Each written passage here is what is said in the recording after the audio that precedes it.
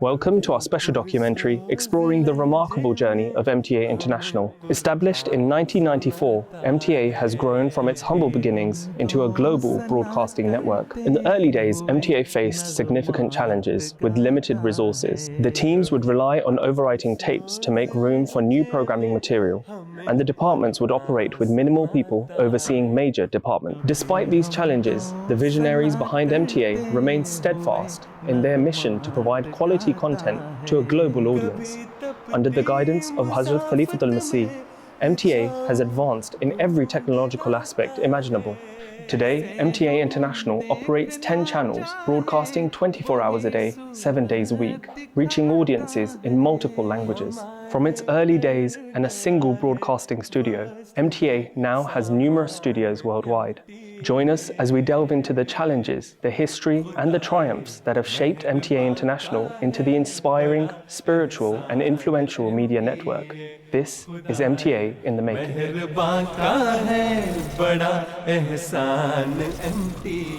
MTA International was established with a global vision. However, it started with very humble beginnings. We spoke to Akil Shah Sahib to find out more.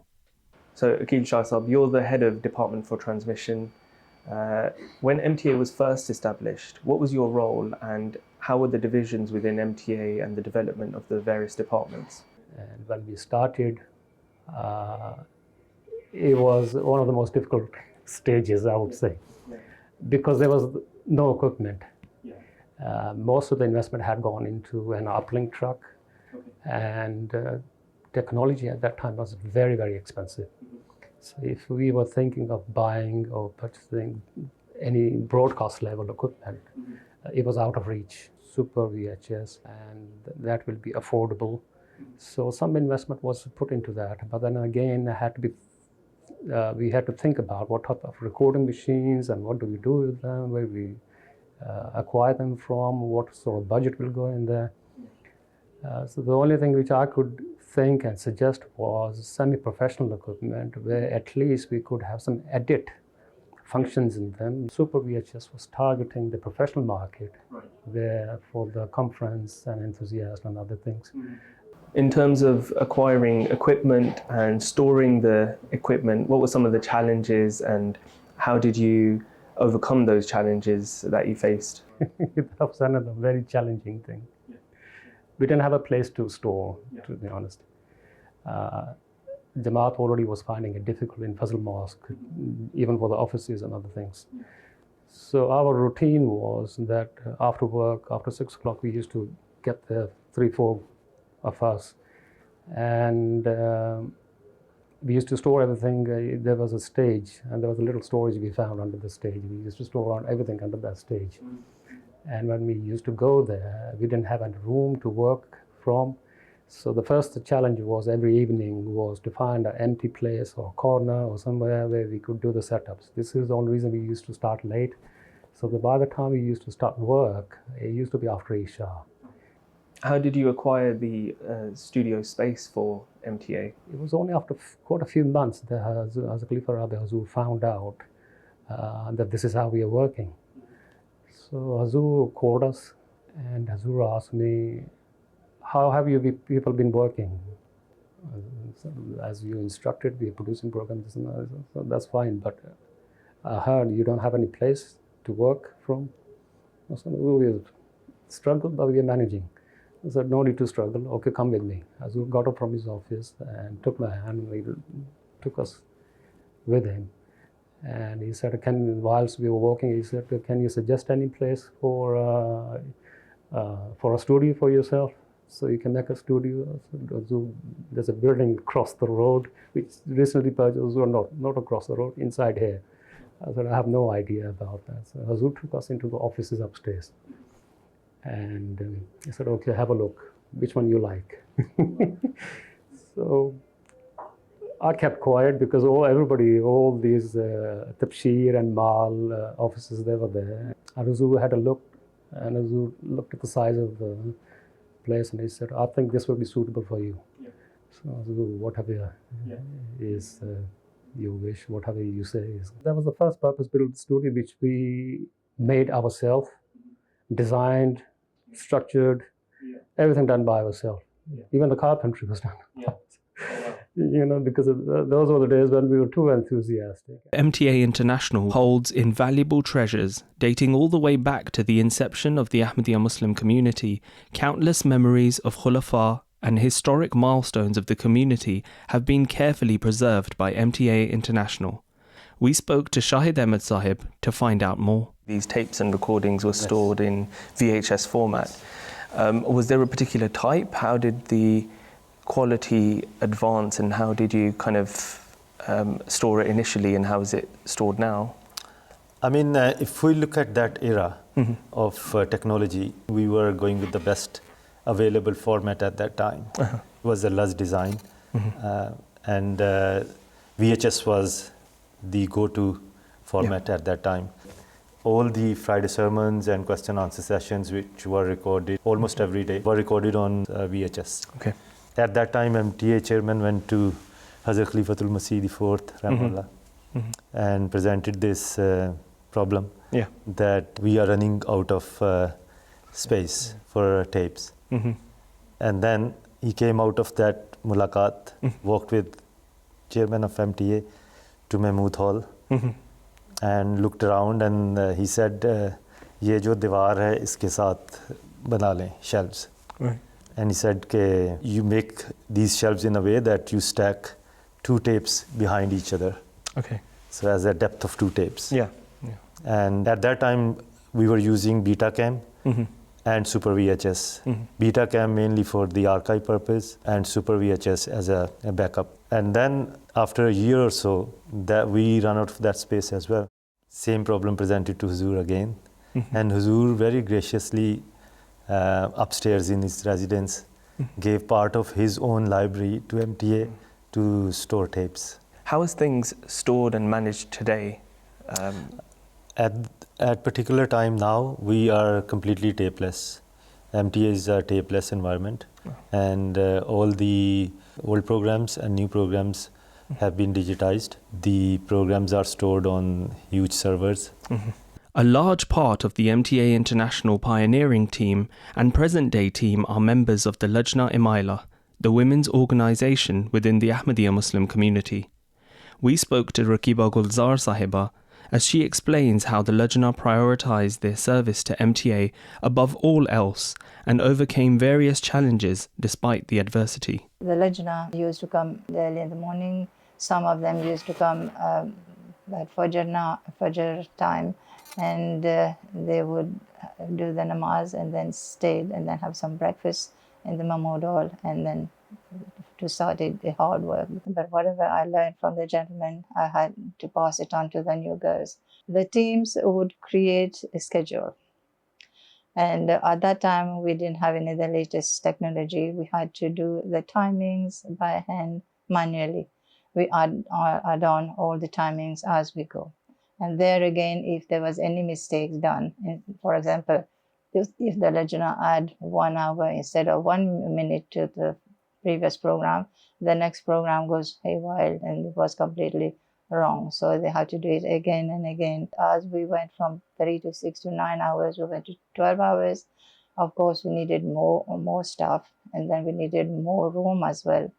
So we were shifted from Mahmood Hall to the top of Mahmood Hall, where it was lucky for us. It was just next door, practically, to where Huzur used to live. And also next to our scheduling department, we had a studio there. In January 1994, when MTA became 12 hours, the tapes were no longer sent to Russia. So we started transmission from here. And by then, we were receiving material from all over the world, from Pakistan, Bangladesh, Indonesia, and other countries as well. And when the tapes came in, we were to log them in. And once we log them in, then another group of girls, they check the contents of it in case there's any technical mistakes in there. And from there, they entered it in the database. Nowadays, we have about 40 to 50 ladies working for us. What I would like to mention is that, one day after leaving the office here, it was quite late, and I was standing outside waiting for somebody to come and take me home. And Khalifat Masih Rabi passed by, and he stopped and he laughed and he said to me, "Where are you going?" And I said, "Huzur, I'm going home." He said, "No, you're not going home." And that made me a bit surprised. I said, "What am I going to say now?" And then he laughed and he said, "You're not going home because your home is here and the other one is your office." So, that's how much he thought of us, and he knows we are there. Starting a television channel, especially in the late 90s, was an extremely expensive endeavour. However, this was not something that deterred Hazrat Khalifatul Masih IV, rahmahullah, from pursuing this endeavour. And today it is evident that these efforts have paid off. But how exactly did MTA acquire the satellite contracts? We spoke to Munir Rodeh Sahib to find out more. At the start of MTA, the Jaswal brothers were interested in finding a suitable satellite for MTA to broadcast on. For that purpose, you would also need an uplink station to transmit the signal from the ground to the satellite. And in 1992, SNG vehicle was purchased for this purpose, and we started transmitting the Friday sermon 1 hour a day, and then increased over the years. With that, it became very clear that we need something a bit more robust. A larger truck was purchased. We started transmitting to satellite directly for longer hours till it became 24 hours a day, 24/7 service. It was very clear from the outset that in the long run, while MTA increased its transmission hours, we would need something bigger, more robust to transmit for longer durations to further places. And for that also, we had to acquire more capacity on different satellites to be able to cover the rest of the world. So one satellite was for Asia, one for Africa, one for Europe, and also some satellites for the Americas, North and South. And over the years, MTA has developed its fiber network. So currently, MTA has an international network that delivers its signals to places like Hong Kong, the Middle East, Indonesia, America, Europe, and Africa. Through those links, we partner with other companies to uplink our signals to different satellites around the world. Now we have 11 satellites that cover the whole world for the 8 satellite channels, alhamdulillah. For North America, it was also important for us to ensure an uplink of a signal for our North American viewers. Hazrat Amir al-Mu'mineen Khalifatul Masih Rabi rahimahullah instructed Chaudhry Munir Sahib at that time to work on establishing a teleport for MTA International. So MTA today, by the grace of Allah, still has that teleport that transmits to North America and enables us to deliver localized channels to North America and the South American areas. MTA 8 is being transmitted there, and we are working on the establishment of MTA 9, which will cater for the Spanish population in America and South America. Hazrat Muslim Rabi rahimahullah, at one point when we started receiving international programs from Bangladesh and other countries in the very early days of MTA, we also started receiving translations for the Friday sermons and other programs. And Huzur then, rahimahullah, said that each of these languages will one day become a channel of its own. We can see that vision manifesting in front of us today, and there are channels who are dedicated for their own audiences, and the localized transmission commenced under the guidance of Hazrat Khalifatul Masih Ayyadullah Ta'ala bin Nasr al-Aziz few years ago.